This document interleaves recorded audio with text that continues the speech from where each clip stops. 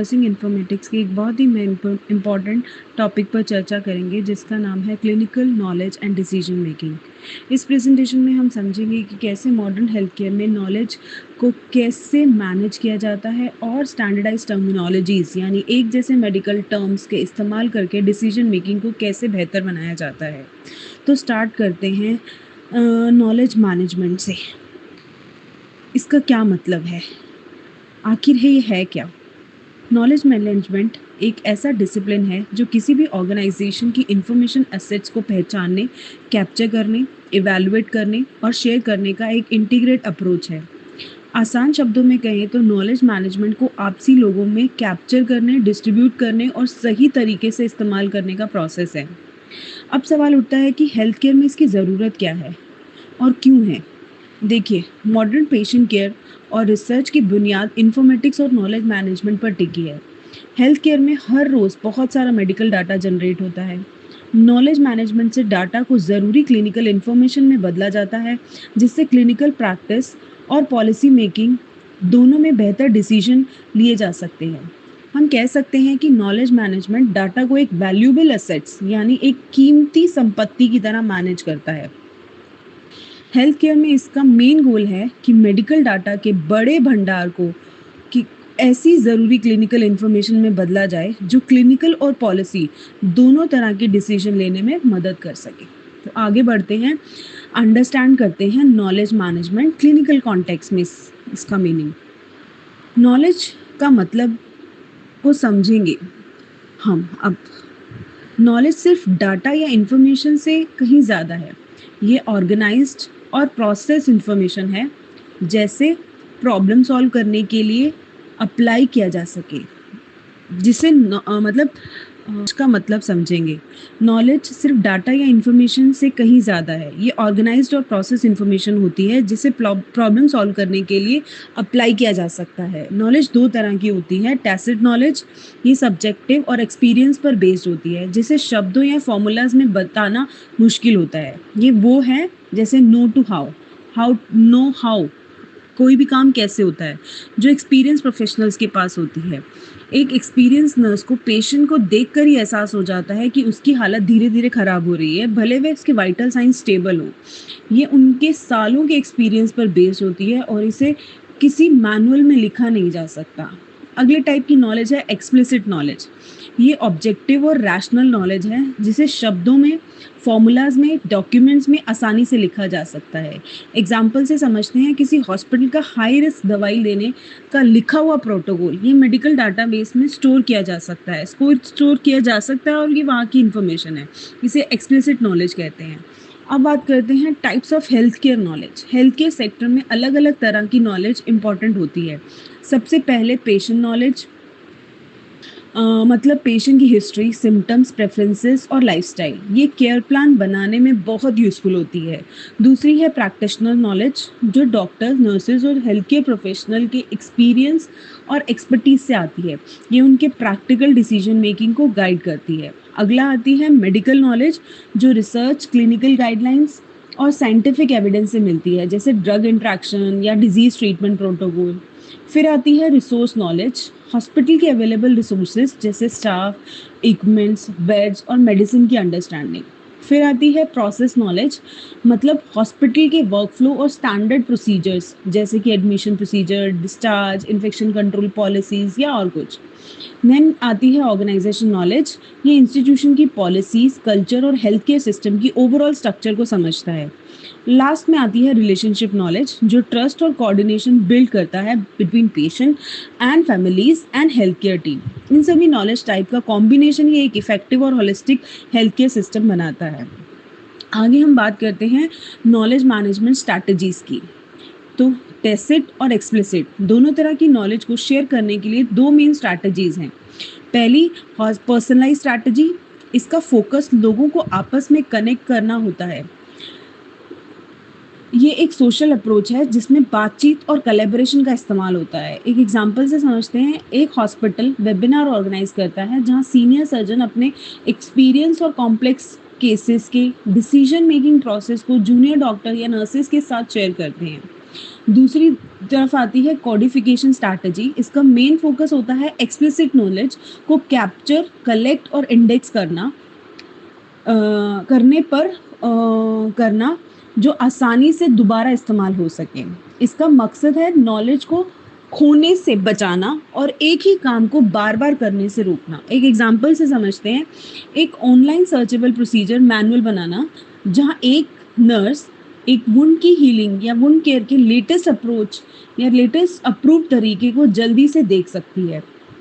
Now आगे बढ़ते हैं और बात करते हैं रॉ डाटा कैसे धीरे-धीरे नॉलेज और विज़डम में कन्वर्ट होता है। सबसे नीचे होता है रॉ डाटा। ये बेसिक है। यहाँ बस रैंडम नंबर्स या फैक्ट्स होते हैं, बिना कॉन्टेक्स्ट के, जैसे किसी पेशेंट की टेम्परेचर रीडिंग या सर्वे के आंसर्स। जब हम इन डाटा को ऑर्गेनाइज़ और एनालाइज़ करते हैं, तो ये इन्फॉर्मेशन बन जाता है। फॉर एग्ज़ाम्पल, अगर हमने देखा पेशेंट को टेम्परेचर 102 डिग्री फ़ारेनहाइट है, तो हमें पता चलता है कि ये नॉर्मल से थोड़ा ज़्यादा है। फिर इन्फॉर्मेशन को हम रिसर्च, स्टैटिस्टिक, एनालिसिस और इनसाइट के थ्रू प्रोसेस करते हैं। यहाँ पर थिंकिंग और एक्सपर्टीज की नीड होती है। जैसे स्टैटिस्टिक्स से पता चलता है कि हाई टेम्परेचर इन्फेक्शन से लिंक्ड है। इसी प्रोसेस के बाद बनता है नॉलेज, मतलब पैटर्न और रिलेशनशिप की समझ। फॉर एग्जाम्पल, कंटिन्यूस फीवर का कनेक्शन किसी स्पेसिफिक डिजीज से है। और सबसे ऊपर आता है विजडम, जिसे हम नॉलेज की करेक्ट डिसीजन के लिए यूज़ करते हैं। जैसे डॉक्टर डिसाइड करता है कि पेशेंट को कौन सा ट्रीटमेंट देना है बेस्ड ऑन उनकी कंडीशन और हिस्ट्री। तो सिंपल शब्दों में कहें, डाटा से इन्फॉर्मेशन, इन्फॉर्मेशन से नॉलेज और नॉलेज से विजडम बनता है, और इसी से स्ट्रॉन्ग डिसीजन मेकिंग पॉसिबल होती है। आगे हम बात करते हैं नॉलेज मैनेजमेंट प्रोसेस की। नॉलेज मैनेजमेंट एक 4 स्टेप साइकिल है, जिसमें टैसिट नॉलेज को आसानी से एक्सेसिबल एक्सप्लिसिट नॉलेज में बदला जाता है। सबसे पहला स्टेप आता है नॉलेज कैप्चर करना। पहले नॉलेज को इंटरनल और एक्सटर्नल सोर्सेज से इकट्ठा करना। एग्जाम्पल, एक नर्स पेशेंट की दवाई के अनयूजुअल रिएक्शंस को EHR में रिकॉर्ड करती है और टीम मीटिंग में शेयर करती है। अगला स्टेप आता है नॉलेज को स्टोर करना, स्टोरेज। कैप्चर की गई नॉलेज को एक नॉलेज रिपोजिटरी में स्टोर किया जाता है। फॉर एग्जाम्पल, हॉस्पिटल की IT टीम उस ऑब्जर्वेशन को एक डाटाबेस में सेव करती है, जिससे वह सर्चेबल बन जाती है। फिर आती है नॉलेज रीयूज, स्टोर नॉलेज को नई प्रॉब्लम सॉल्व करने के लिए इस्तेमाल करना।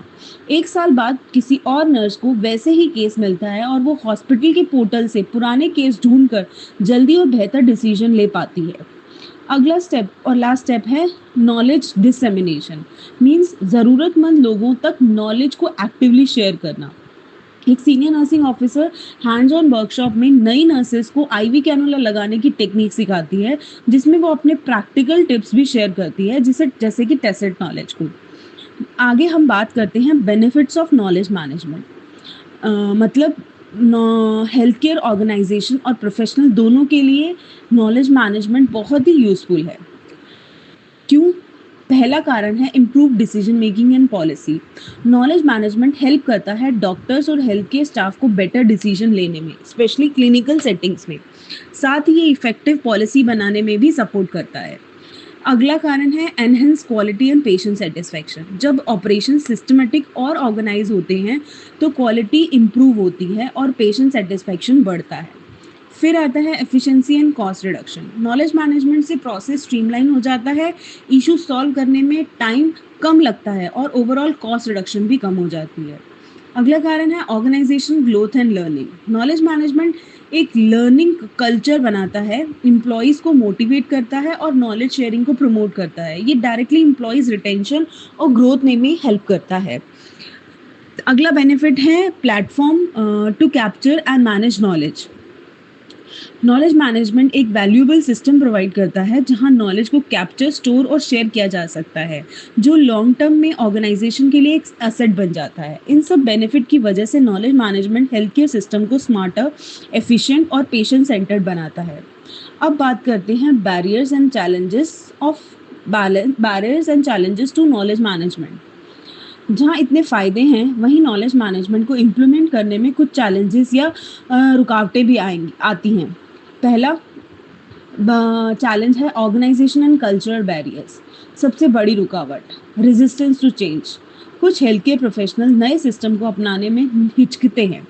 अगर हेल्थ प्रोफेशनल इसी सिस्टम में पार्टिसिपेट ही ना करें तो ये सिस्टम सफल ही नहीं हो सकता। अगला चैलेंज है technical and practical challenges. Knowledge management system को रेगुलर मेंटेनेंस और एक्स्ट्रा आईटी सपोर्ट की ज़रूरत होती है जो महंगा हो सकता है। डाटा इतना ज़्यादा हो जाता है कि उसे मैनेज करना मुश्किल हो जाता है। इसे हम डाटा ओवरफ्लो भी कह सकते हैं। अगला है कंसेप्चुअल एंड डेफिनेशन इश्यूज। कभी कभी नॉलेज मैनेजमेंट की डेफिनेशंस और प्रोसेसेस एम्बिगुअस या साफ नहीं होते, जिससे गलतफहमियां और मिस इंटरप्रिटेशंस हो सकती हैं। इसलिए नॉलेज मैनेजमेंट की सफलता से लागू करने के लिए सभी चुनौतियों पर ध्यान देना बहुत ही ज़रूरी है। आगे हम बात करते हैं स्टैंडर्ड टर्मिनोलॉजीज़ की। अब हम इस यूनिट के सेकंड पार्ट की तरफ बढ़ते हैं, स्टैंडर्ड टर्मिनोलॉजीज़। इनकी ज़रूरत क्यों है? एडवांस टेक्नोलॉजी को इफ़ेक्टिवली यूज़ करने के लिए स्टैंडर्डाइजेशन यानी माननीकरण ज़रूरी है।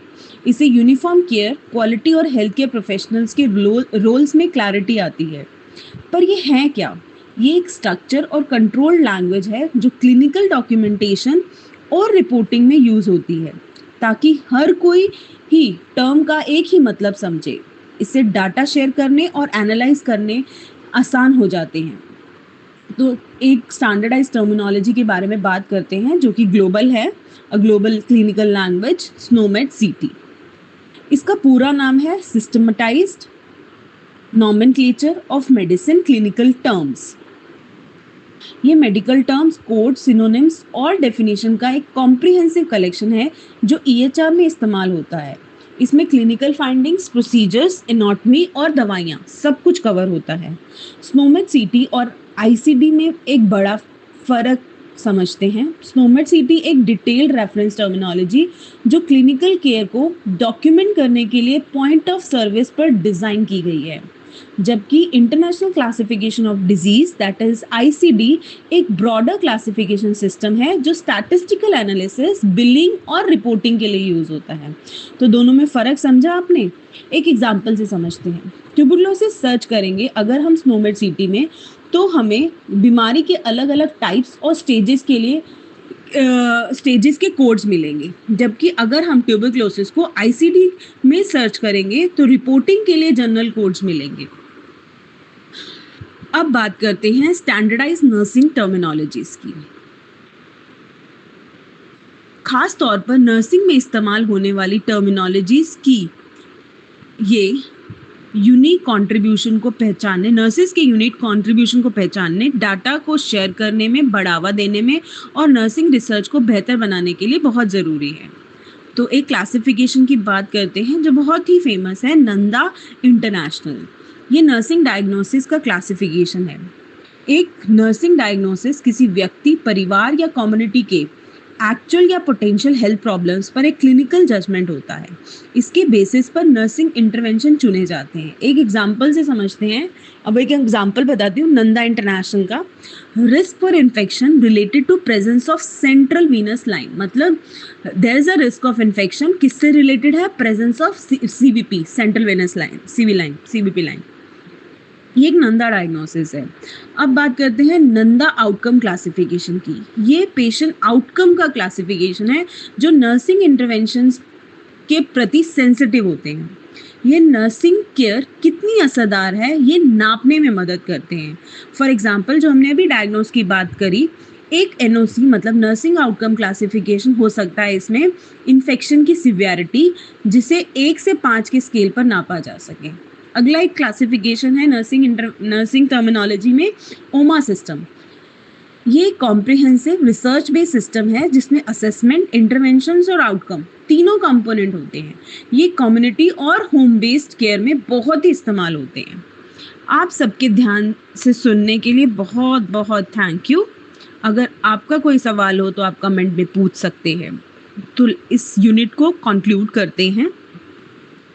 नॉलेज मैनेजमेंट एक पावरफुल टूल है जो रॉ डाटा को एक्शनेबल नॉलेज में बदलकर पेशेंट केयर को सुधारता है।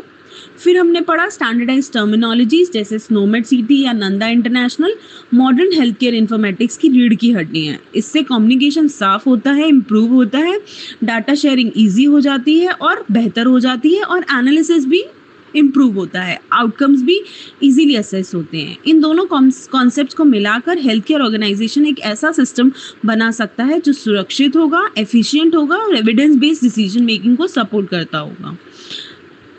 अगर आपको ये वीडियो अच्छा लगा तो लाइक, शेयर, सब्सक्राइब करें। मिलते हैं अगले वीडियो में। Thank you, happy learning.